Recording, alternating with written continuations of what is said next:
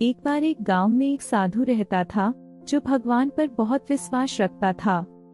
यह बार वह साधु पेड़ के नीचे बैठा था और भगवान को याद कर रहा था, तो अचानक वहां बाढ़ आ गई। चारों तरफ पानी ही पानी। सब लोग अपने आप को बचने के लिए ऊपर पहाड़ की तरफ भागने लगे।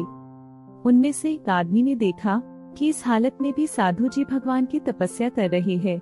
वह सोचा कि ये अपने आप को बचाने के लिए कहीं जा क्यों नहीं रहे हैं, तो उसने साधु से बोला, अरे आप कहीं जा क्यों नहीं रहे हो, आप भी मेरे साथ ऊपर पहाड़ की तरफ चलो, नहीं तो डूब जाओगे।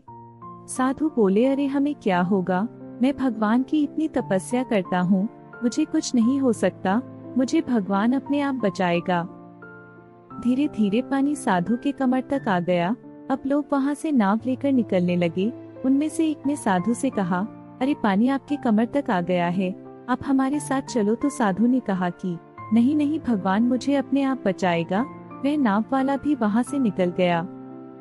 पानी इतना बढ़ गया कि साधु के सर तक पहुँच गया और अब लोगों को बचने के लिए हेलीकॉप्टर निकलने लगे। एक हेलीकॉप्टर साधु के पास आया, जो कि आखिरी हेलीकॉप्टर था। साधु के पास नीचे रस्सी फेंकी और बोला, इसे पकड़ो और ऊपर आ जाओ, नहीं आप डूब जाओगे, यह आखिरी हेलीकॉप्टर है, आपके पास में दूसरा कोई रास्ता नहीं है बचने के लिए। साधु ने कहा, यह रस्सी वापस ऊपर खींच लो और आप चले जाओ, मुझे भगवान के ऊपर पूरा भरोसा है, वह मुझे बचा लेगा। पानी काफी ऊपर आ गया, पेड़ डूब गया और साधु की भी डूबने से मौत हो गई। मरने के बाद साधु भगवान के पास गया और बोला, हे भगवान, मैंने पूरी जिंदगी आपकी तपस्या की, मेरा सारा जीवन आपकी आराधना करने में लगा दिया, फिर भी इतने भरोसे के साथ इंतजार किया कि तुम मुझे बचने आओगे, लेकिन वहाँ मेरी डूबकर मौत हो गई और तुम नहीं आए, ऐसा क्यों?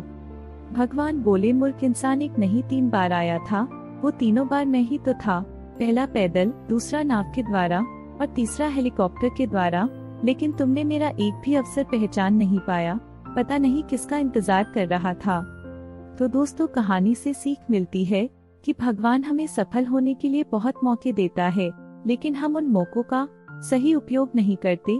हम जिंदगी दूसरे के भरोसे ही जीते रहते हैं।